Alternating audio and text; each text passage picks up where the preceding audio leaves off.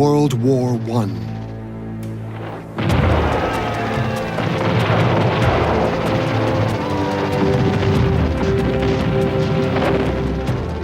Four years of bitter conflict. Known as the Great War, or the war to end all wars. It's grim trench warfare,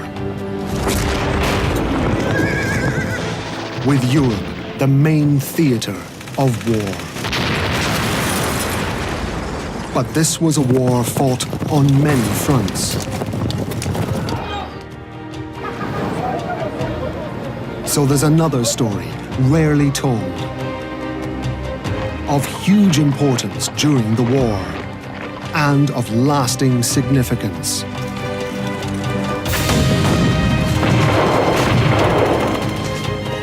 A story of troops who fought and died, but who are often forgotten. And of an outcome that shaped the Middle East of today. This is World War I through Arab eyes.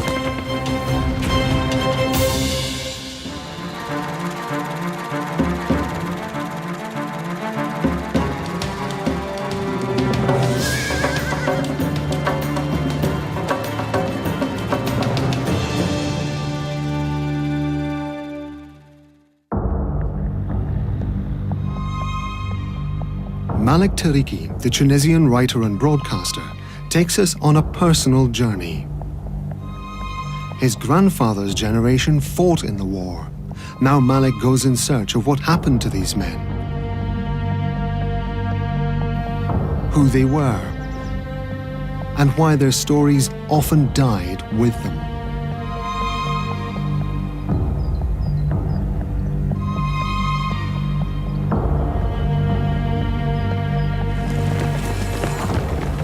In this episode, he tells the story of how thousands of Arabs were conscripted by the British and French in North Africa.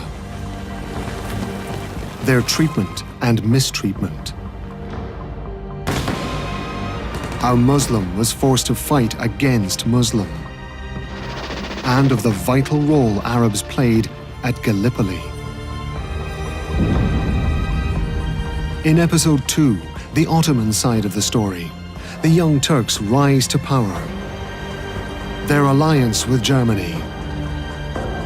Their tyranny in the Levant. And the seeds of Arab revolt. And in episode 3, how the First World War ended 4 centuries of Ottoman rule, but drew the lines in the sand that would shape the Middle East for the next 100 years.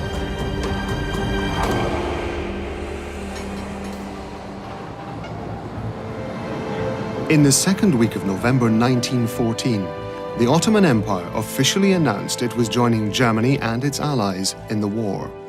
The Grand Mufti in Istanbul also called on Muslims around the world to join a jihad, a struggle against Britain, Russia, and France.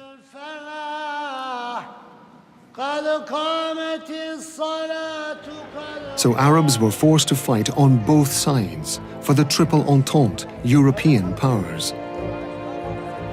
And for the Central Powers, Germany, Austria-Hungary, and the Ottomans. The Grand Mufti's call and Ottoman entry into the war set Muslims against each other and created a complex tension that ran throughout the war. To compete with the enemy, the British and French needed to draft in large numbers of troops from across their respective empires. Britain recruited over 1 million troops in Egypt in different roles across the 4 years of the war. And France conscripted over 170,000 men from Algeria and a further 80,000 from Tunisia.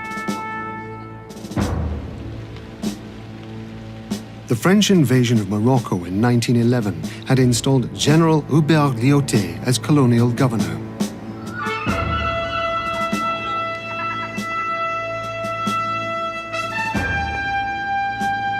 At the start of the war, he prepared to ship thousands of men to Europe from Moroccan ports, including Konaitran. The French occupation was hardly 2 years old when the war started, but the French managed to recruit tens of thousands of Moroccans and send them to the front from ports like this in Konaitara, which was built by General Lyautey.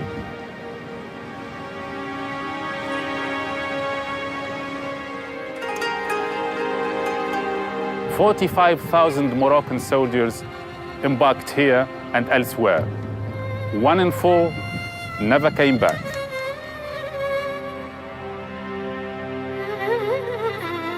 Malik went in search of how these heavy losses compared with European casualties.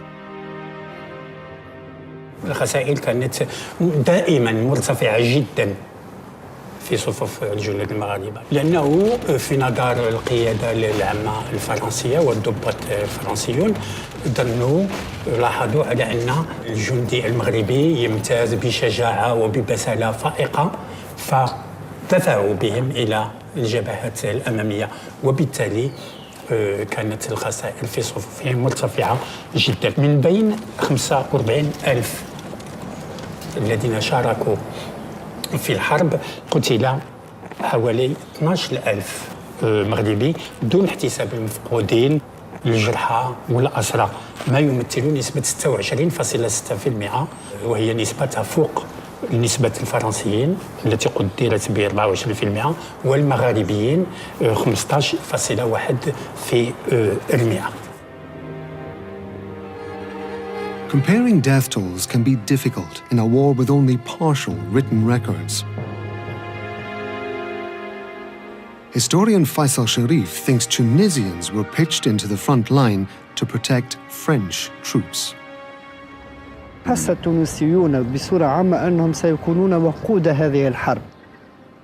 هذا لا يتحدث عنه الكثير إلا بعض المؤرخين الفرنسيين الشجعان الذين تحدثوا عن هذا الأمر. هناك بعض الكتابات حول هذا الموضوع، أي حتى داخل الجبهات كيف كان يصطف الجنود، من يلقى بهم في الأول، من الذي يستكشف الجبهات في مرمى النيران. وسنعلم بعد أن الفيلق الرابع والفيلق الثامن كانوا هم أول من يدخل أو يحاول خرق الجبهات من الجبهات، ثم يتكلمون فيما بعد بالطبع عن شجاعة هذا الفيلق. ولكن نرى أن في هجوم واحد مثلا يمكن أن يفقدوا نصف العدد، يعني من 2000 جندي تقريبا يمكن أن يموت 1200 جندي، وهذا وقع فعلا. يعني هناك بعض المعارك مات فيها أكثر من 1200 جندي لخرق خط دفاعي ألماني بطول كيلومترين فقط.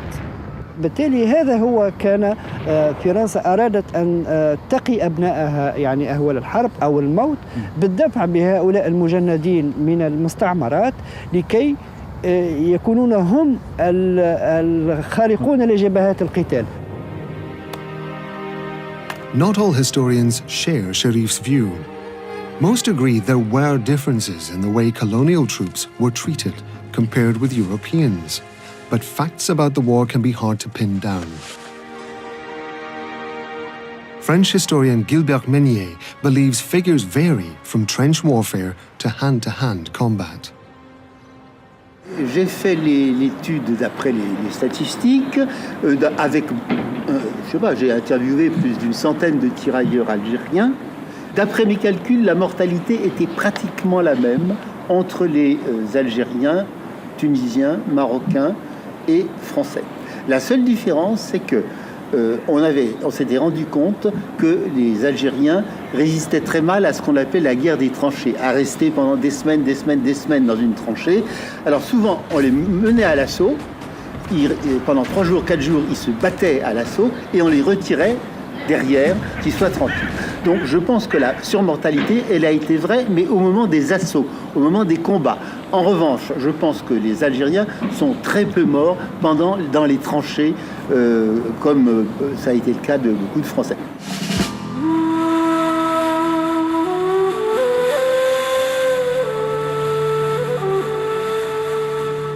Sometimes, oral rather than written history can shed light on these questions.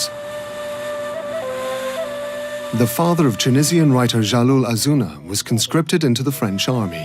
he left Jalloul in no doubt whatsoever as to how he was treated by some French officers. كانوا معناها بصفة عامة موجودين معاهم جنود وضباط من فرنسا، وكان يقول لي الضباط الفرنسويين وبالخصوص اللي جايين من باريس كانوا عندهم ثقافة كبيرة وتربية كبيرة واحترام، لكن يقول لي فما ضباط أخرين بالطبع من أوساط شعبية ما هوش باهيين معانا، وكانوا دائما بصفة عامة الشمال الافريقي والتونسي والجزائر والمغرب حطوهم في الصف الاول، ودائما عددهم اكثر من العدد الفرنسوي. هذه ثابته. هذه ثابته. هذه سياسه رسميه في هذا هو انطباع والدي. انطباع والدي. لان هنالك روايات متطابقه، كثير من الروايات تقول نفس الشيء. هذه روايه والدي يقول لي احنا حاطين معناها يسميهم شيرا كانون، حشو المدافع. حشو المدافع بابدان التونسيين والمغاربه.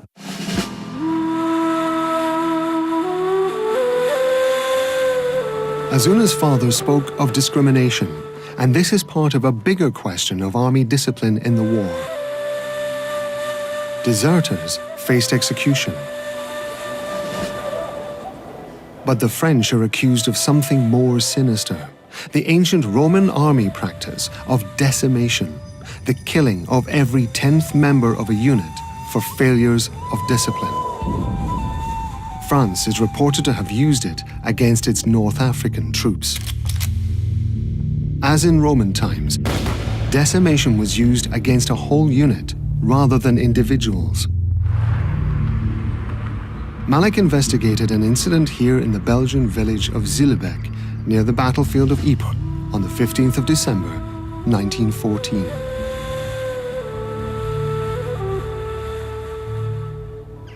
The word lash or coward strapped to their chests 20 Algerian and Tunisian soldiers from the 8th Company of the 10th Battalion of the Régiment Mixte de Tirailleurs Algériens were ordered to march unarmed towards the German lines. Their comrades ordered to shoot them if the enemy didn't. It's not clear how widespread decimation was. For Gilbert Meunier, this is partly because of a lack of written records. Alors moi j'ai fait un gros article là-dessus il y a très très longtemps. Ça s'est passé le 15 décembre 1914. Il faut savoir qu'en 1914, des fusillés pour l'exemple et des décimations, on vous compte 1, 2, 3, on en prend 10, 20, 30, 40. Moi, j'en ai compté 3. Celui dont vous parlez, d'Elbek, c'est pas le seul. Il y en a eu 3. Un qui a touché des spahis, c'est-à-dire des zouaves, c'est-à-dire des juifs algériens. Un autre des tirailleurs tunisiens et le troisième des tirailleurs algériens. Mais moi, c'est ici que, là derrière vous, que j'ai vu les statistiques. C'était marqué sur du papier, si vous voulez. Or, l'incident d'Elbek dont vous parlez, c'est le général commandant le corps qui avait commandé ça, et ça a été approuvé par le général Foch, et qui dit, oui, vous avez raison, ils seront tués le 15 décembre comme ça. Bien. Alors, ceci dit, des décimations, il y en a eu d'autres. Hein. Seulement, le problème pour l'historien, c'est que vous apercevez qu'à partir de 1915, vous n'en avez plus de traces. Or, mon raisonnement historien est le suivant. En 1914, tout se fait par écrit. Il n'y a pas de téléphone. Si bien que si vous allez dans le sous-sol de ces archives, vous vous rendez compte que les archives d'une division, comme division algérienne, la 37e ou la 38e ou la 45e, c'est 5 mètres de carton en longueur. En 1915, c'est comme ça. En 1918, c'est comme ça. Mais je pense que s'il y en a eu qu'on ne connaît pas, c'est que les ordres ont été transmis par téléphone et qu'elles n'ont pas laissé de traces par écrit. As a footnote, Meunier cites the decimation of a French division for mutiny in 1917 as evidence that it continued during the war. World War I saw a new, deadly threat to the Allies on the Western Front, including North African troops. Ypres, in the Belgian province of West Flanders, was the scene of 5 major battles in 4 years. In the second, in April and May 1915, the Germans used chlorine gas against the Entente powers for the first time. Algerians and Moroccans fought alongside British, French, and Canadians. Gas from over 5,000 canisters blew towards them. 6,000 men died and many others were blinded. The Second Battle of Ypres heralded a new era of industrial-scale warfare. The first attack involved the 45th Algerian Division and the 87th French Territorial Division. Those were the two units first exposed. But of course they fled to other parts of the front. Subsequent gas attacks, and there were a number in April, afflicted Canadian forces and British forces as well as French. Several of the Allied formations were exposed to gas fairly early on. Armies have always used technology to develop new methods of warfare. But World War I saw a step change in the level of collaboration between scientists and the military.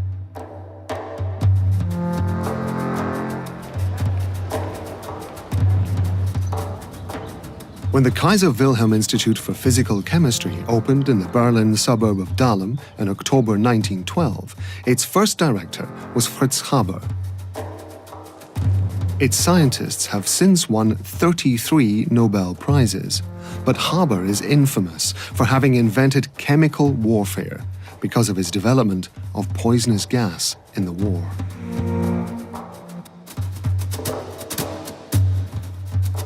Haber himself won a Nobel Prize for Chemistry in 1918 for his synthesizing of ammonia. Much food production depends today on Haber's method for producing fertilizer. But the impact of the chemical weaponry developed from Haber's chlorine gas has been devastating.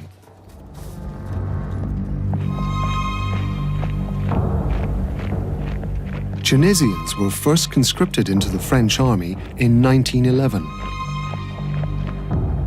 They found themselves fighting as part of a French occupying force in Morocco in March 1912.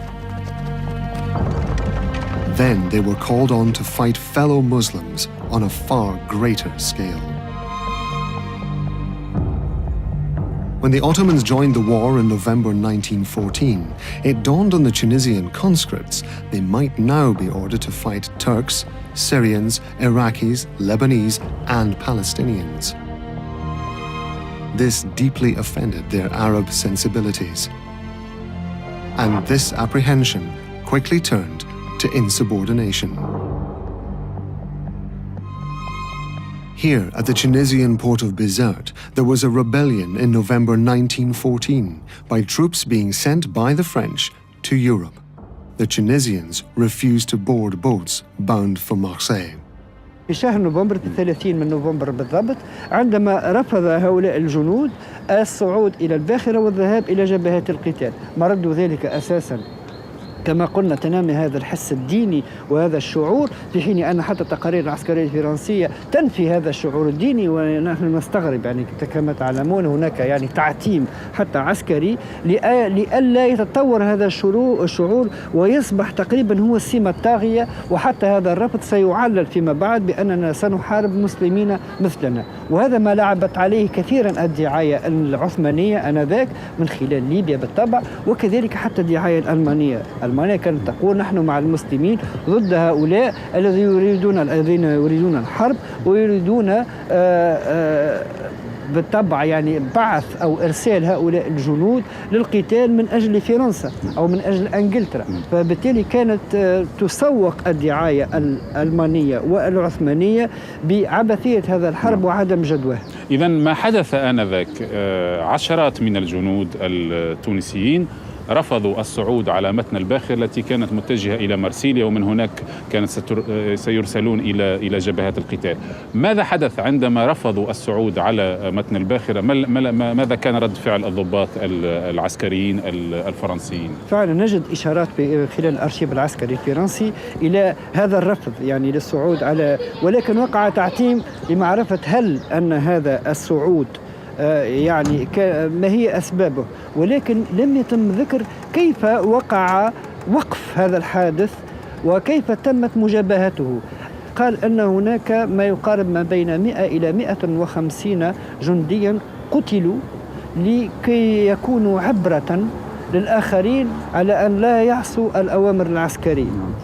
تم التعتيم عليه يعني بصورة كبيرة جدا حتى لا ينتشر الخبر داخل تونس وأن لا ينعكس على الجزائر والمغرب، مما سيحفز العديد من الجنود الذين سيتم إرسالهم إلى الجبهات إلى الاقتداء بهؤلاء والعصيان. وإذا كان العصيان عاما في تونس والجزائر والمغرب فبالتالي فرنسا ستواجه خطر كبير ولن تقدر على إرسال الجنود إلى الجبهات.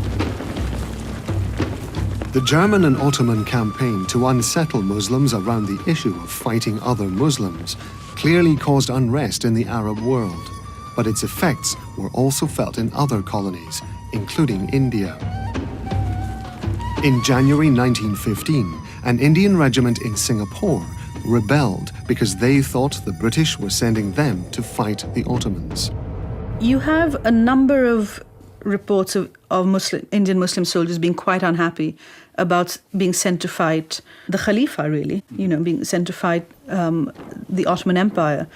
There's one instance of an entire battalion refusing to board their ship to go, but peaceably. Mm-hmm. The most dramatic thing, and what must have been terrifying to the English and very frightening, is that in Singapore, the 5th Light Infantry, which is composed of Muslims, actually opened fire on the English officers and soldiers, and something like 80 plus, they kill 80 plus Englishmen. And the reprisals are very harsh, and they're arrested, rounded up, and that must have really scared the English officers in command, because the idea that, when you have hundreds of thousands of Indian soldiers, if that kind of thing takes off, it's going to be a big problem. So where there are mutinies, they're really put down harshly. But it's not only the Muslims, because what's happening in India is you also have Indian nationalists of all religions who want the British to go.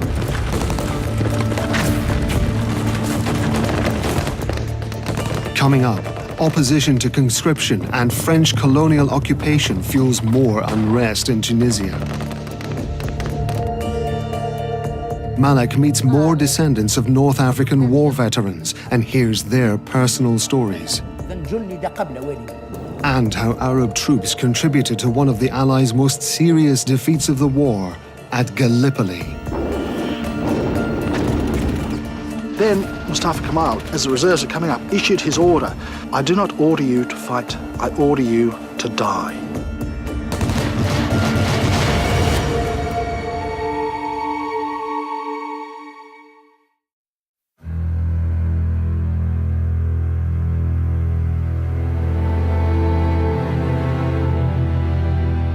The Tunisian writer and broadcaster Malek Tariki is on a personal journey exploring the role played by Arabs in the First World War.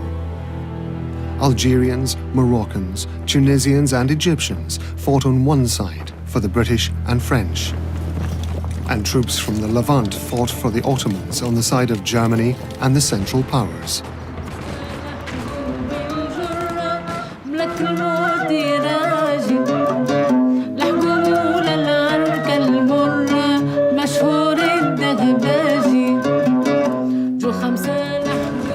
No Muslim wanted to fight against fellow Muslim. And in the French colonies, opposition to conscription and imperial occupation grew.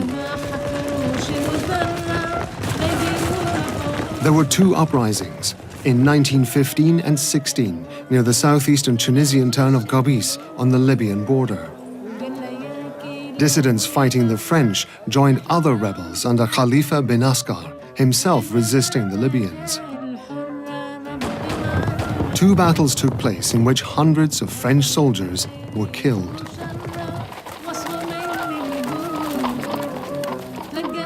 The rebels who fought the French, like Mohammed al-Daghbagji, wrote themselves into Tunisian folklore. He survived to fight the French many more times, but was finally hanged by them in 1924.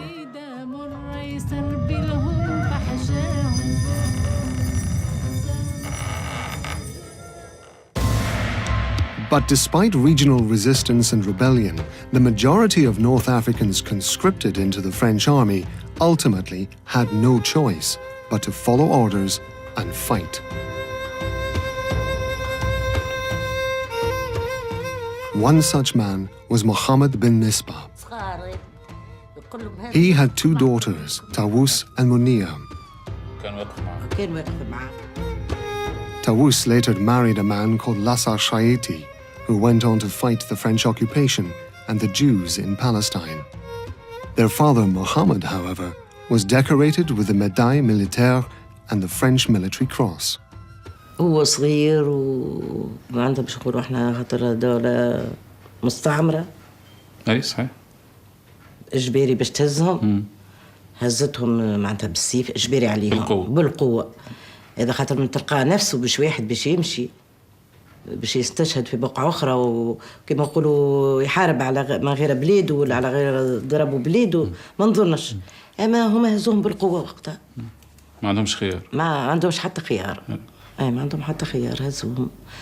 وبعد هو عمل حاجة باهية في تونس اللي هو ولد عمه رجل أختي لازار شرايتي ناظر كان قائد ثورة تونسية وهو زاد عاونهم معناتها كان واقف معاهم معناتها كان يظهر وطني على بلاده على بلاده عاون.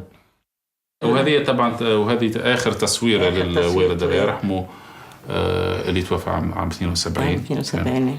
هيك ملامح تونسية أصيلة.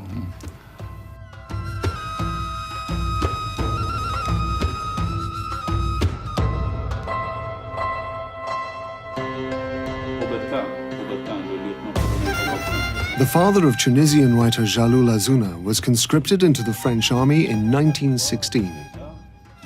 Jalloul saved valuable wartime papers, including some belonging to his father's friend, Mansour Albian.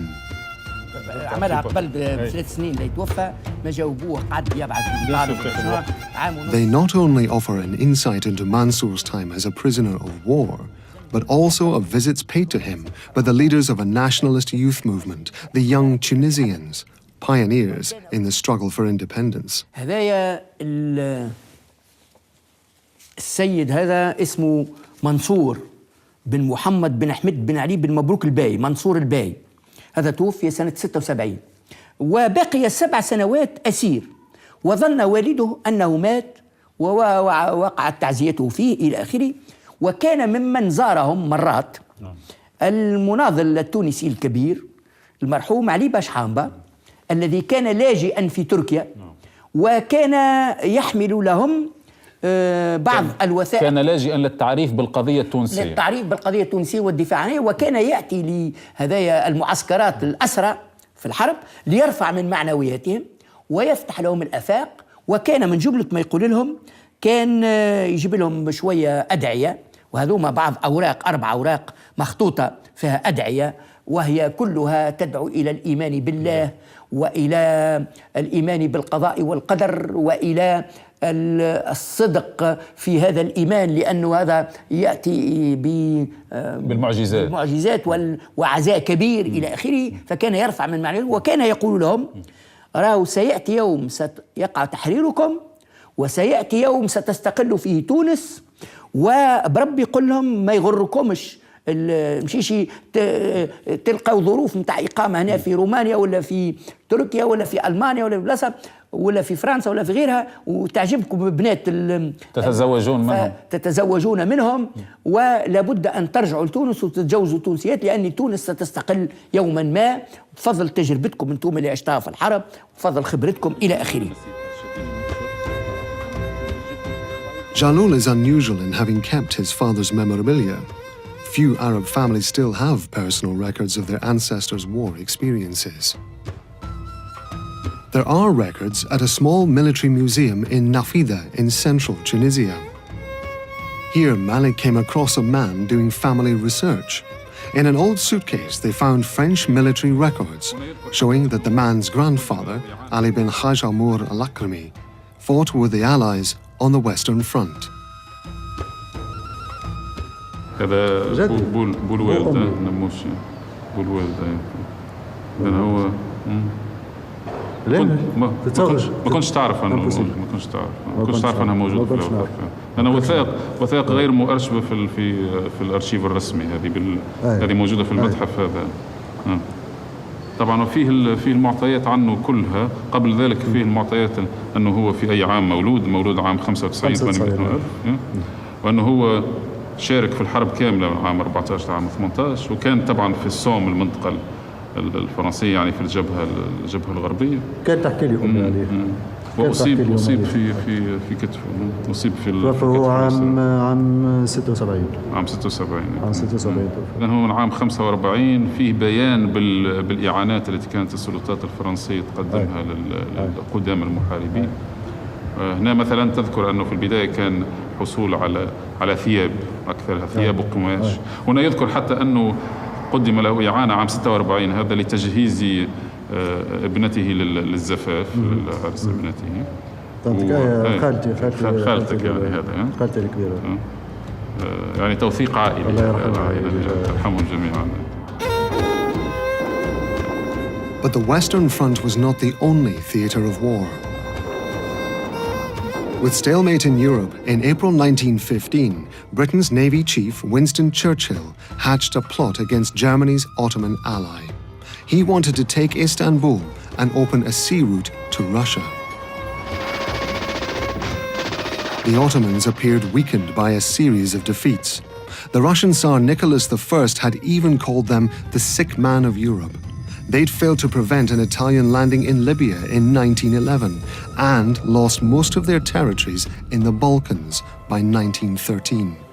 Enter an Ottoman army officer, Mustafa Kemal. He would later go on to be the first president of Turkey. But in 1915, he achieved the kind of victory War Minister Anwar Pasha had failed to deliver in Libya or the Balkans. And he did it here, in a bitter 7 months of fighting, not just with his own troops, but, we now know, with the vital support of 300,000 Arabs. The battle was Gallipoli.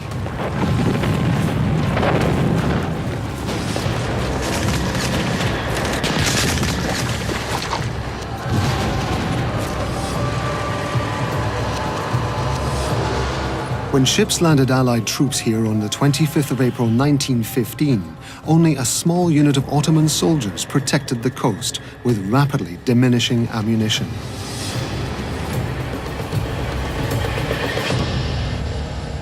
Mustafa Kemal hoped they might hold out until reinforcements arrived, and gave his now famous order, which must have struck terror into their hearts. It was here, down coming through here, that Mustafa Kemal, leading the first of the Ottoman reserves into the battle, came across the Turkish soldiers, the survivors of the outpost battle above the beaches, retreating up this way. And he told them first to stop, and they said, the enemy. They were only a few hundred metres away.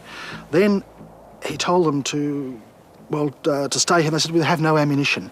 And then he told them to fix their bayonets and lie down. And in fact, the Australians were stopped. They thought that there was a strong Turkish line in front of them, and they stopped advancing as well. And they also lay down.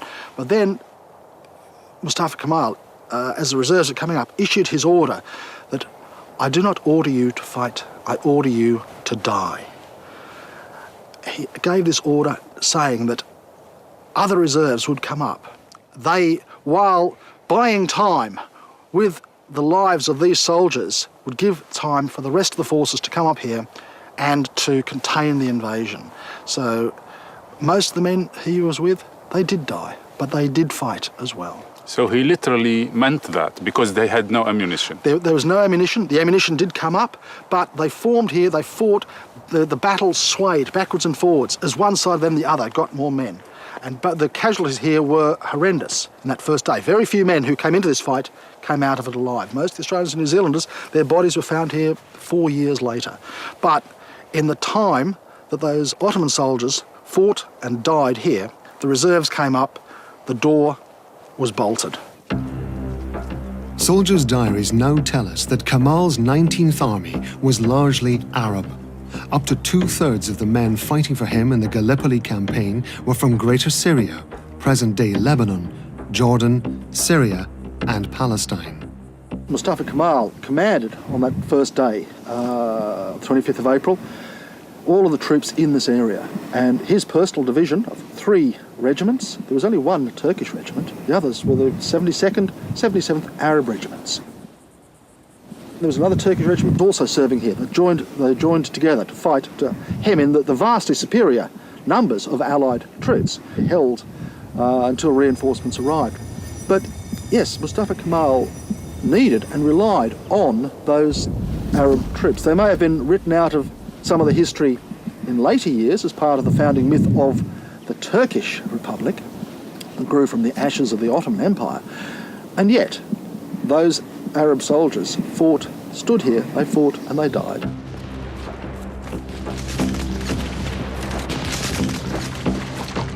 This is the hill from where Mustafa Kemal commanded his troops, his Ottoman troops, which included many Arab soldiers, and led them to victory against the most powerful forces of the age, the British and French empires. This victory started the rise to fame of Mustafa Kemal, first as military hero, then as a national leader for modern Turkey. Generations of Arab school children learned the poem by Ahmad Shawqi in which he likens Mustafa Kemal to Khalid ibn al-Walid, the famous Muslim military leader and companion of the Prophet Muhammad. In this poem he says, Allahu Akbaru, kam fil fathi min ajabi, يا خالد التركي جدد خالد العربي صلح عزيز على حرب مظفرة فالسيف في غمده والحق في النصب. The Arab dead of both sides were buried in cemeteries across Europe, Turkey, and the Balkans, and prisoners of war transported to POW camps. The Germans sometimes separated Muslims from other prisoners so they could try and undermine their loyalty to France and Britain. They put North Africans together in one camp and Tatar soldiers who'd fought for Russia at another. The first transport of French prisoners of war, including North African prisoners of war, was in autumn 1914, and they were sent to Zossen and other places, but they were together, the French ones and the North Africans. And then there was this idea and the suggestion to separate Muslim prisoners from other prisoners. And the idea behind this was to have better chances for propaganda purposes. And that's why there was this suggestion to build one camp which was exclusively for Muslim prisoners of war. At the end, they separated the prisoners, and there was one prisoner of war camp in Zossen, which was called the Weinberg Lager, where there were Tatarian, Caucasian prisoners, soldiers who belonged to the Russian army. Also Muslims, but not exclusively Muslims. And the others were sent to the Half Moon camp, which was opened in the beginning of 1915. And this camp was meant for North African prisoners of war, but also for Indian prisoners of war. And they also had a small group of Korean and Vietnamese prisoners at the Half Moon camp. The first mosque to be erected on German soil was erected here at the Half Moon POW camp, a large ornate wooden structure completed in July 1915. Half Moon was a show camp in which the Kaiser and German hierarchy took a strong interest. It was a key part of their campaign to turn Muslim troops against their European masters, dating back to the Grand Mufti's call to jihad in November 1914. They used the comforts of the Half Moon POW camp to woo the 3,000 to 4,000 Muslim inmates and turn them against the Allies who'd conscripted them. It's been called the Jihad experiment. It was built in the beginning of the First World War, I think in the end of 1914, early 1915, and it was paid from the private purse of William II, the German Kaiser. It was also a type of a propaganda action. There were about 400, 500 Muslims living in Berlin. And they used, after the war, this mosque again as their mosque. They came from Berlin here at Friday, and especially during Ramadan. Later, they built their own mosque in Berlin, and then this building was made by wood. It was not a concrete or something like that, a very strong building. And I think in the late 1920s, it collapsed because nobody took care of it.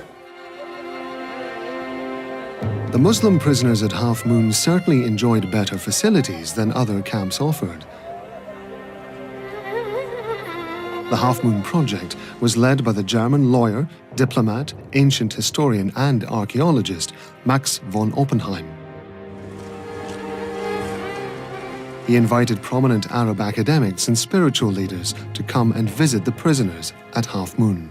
There were activities. They did some sports, and it was somehow part of the entertainment. There were coming important Arab nationalists like the Egyptian Mohammed Farid or the Tunisian Saleh al-Sharif al-Tunisi, who made propaganda for their ideas of an independent Egypt or an independent Tunis. And there was also the very famous person of literature and of politics, the Syrian Shakib Aslan, who, for example, toured Germany and came here. When he came to Cologne, he met the mayor, who happened to be the later Chancellor Konrad Adenauer.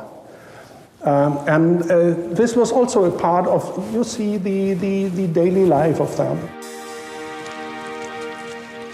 But the jihad campaign was ultimately unsuccessful. Some prisoners of war did later fight for the Germans, but with little commitment. The Half Moon POW camp, however, has rarely appeared in mainstream European accounts of the war.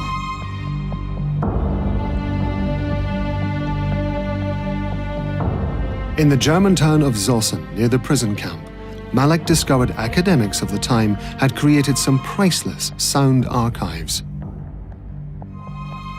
Having Arabs from different countries and backgrounds in the camps gave linguists the chance to compile valuable oral history. They captured the voices of ordinary North Africans for the very first time. The Arab soldier would no longer be a forgotten name in dusty archives. He could tell his own story, and though the words are indistinct, his voice be heard by future generations.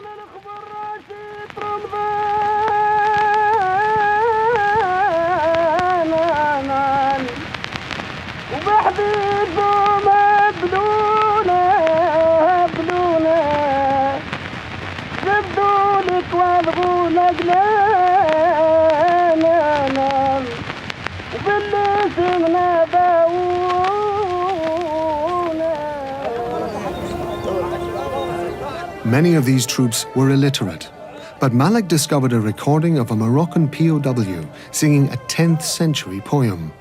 The poet himself was a prisoner of the Byzantines, and his verse is about defiance, something close to the heart of the Moroccan prisoner of war in Germany in 1915.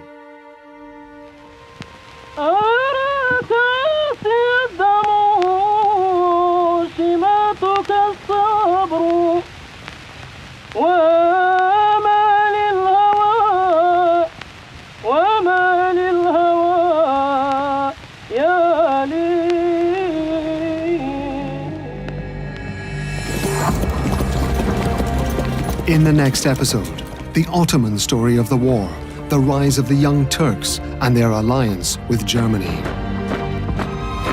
Ottoman tyranny in Greater Syria and the suffering of the Arab people. David Ben-Gurion, Israel's first prime minister, and his courtship of the Ottomans before changing sides. And far from being simply a European affair, the way the war gave birth to three nationalist movements: Turkish, Zionist, and Arab. In the next episode of World War I Through Arab Eyes.